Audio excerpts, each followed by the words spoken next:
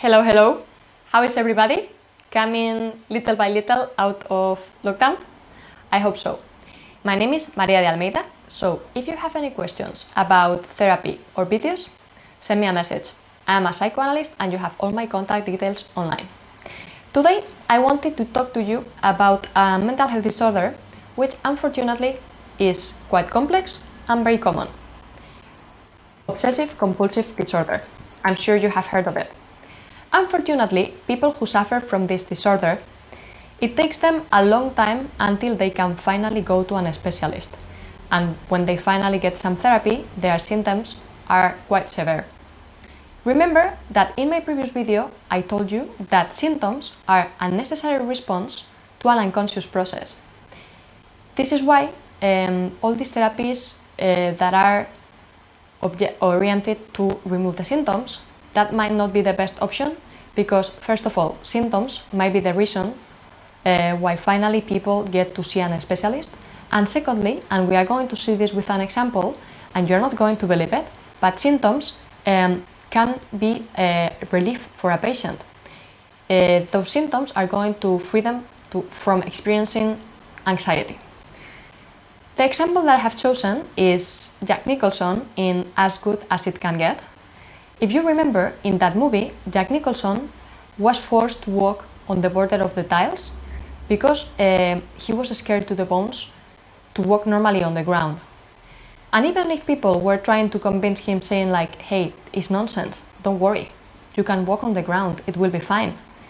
He could see that it was nonsense, but he was like, yes, I know, but I don't know why, I'm so scared the worst thing will happen if I walk on the ground.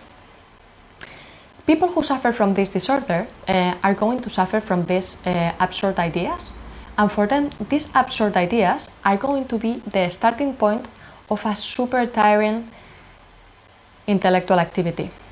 For them, they are like absurd ideas, however, they say that they are obliged against their will to reflect over and over on them, and for them, it's like if it was a super important personal matter. These absurd ideas normally are scary, and they need to do some rituals to avoid experiencing anguish and anxiety, or to avoid something bad happening to someone they love. These rituals normally are daily activities that need to be done in a certain way, like for example, before I go to sleep, I need to fold the sheets in I don't know which way, otherwise I can't sleep. Or every time I leave the house, I need to check 10 times that I have locked the door. Or I need to wash my hands until I injure them because I have to wash I don't know what. And you see, it's funny because you know these symptoms are extravagant, but at the same time are quite common. So I'm afraid people with all this COVID-19 might have experienced a flare-up if they were told not to wash their hands, because now, hilariously, they were told to do their hands, so they have to do what they were told to be avoiding. Anyway, in that case, what happened is that the person haven't solved the conflict, so the symptoms will come back at some point, and sometimes they can be worse than they were before. Going back to the obsessive compulsive disorder, these people enjoy thinking. For them, thinking is a pleasure.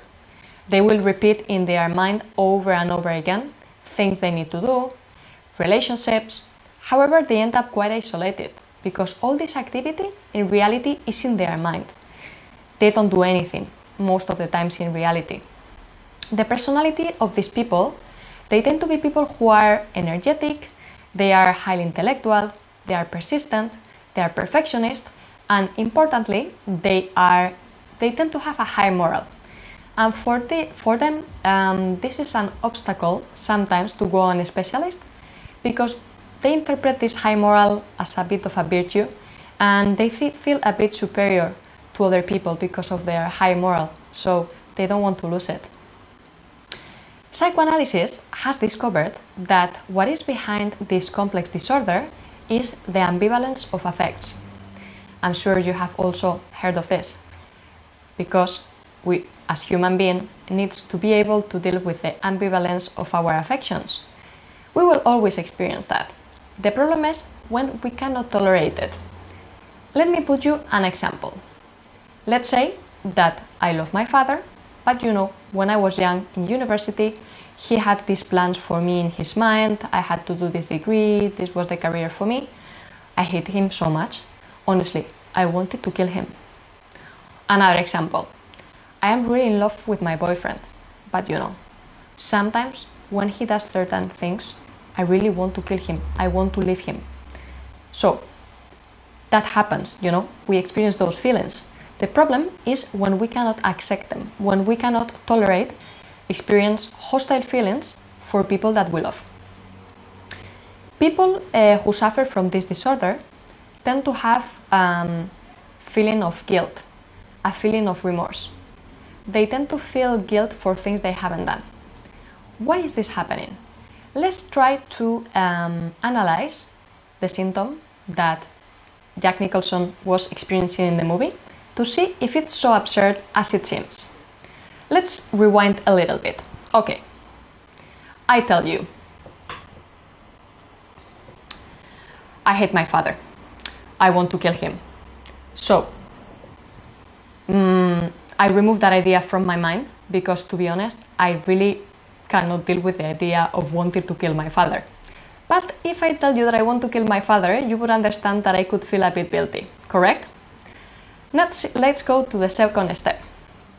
Remember that we have this mechanism called repression, and repression was going to push away from my conscious mind whatever I don't want to know about. In this case, the idea of hating my father and wanting to kill him. So, that idea is going to be removed from my conscious mind. Boom, it disappeared. But the effect that I was having linked to the idea of killing my father or hating him, the guilt and the anguish, will remain there. The idea that I cannot tolerate is going to be substituted by an idea which is completely acceptable for my conscious mind. For example, touching the ground. So now, in my mind, what it will be appearing, it would be, if I touch the ground, I will feel so anxious. I will feel so guilty. I will feel something bad is going to happen to someone else.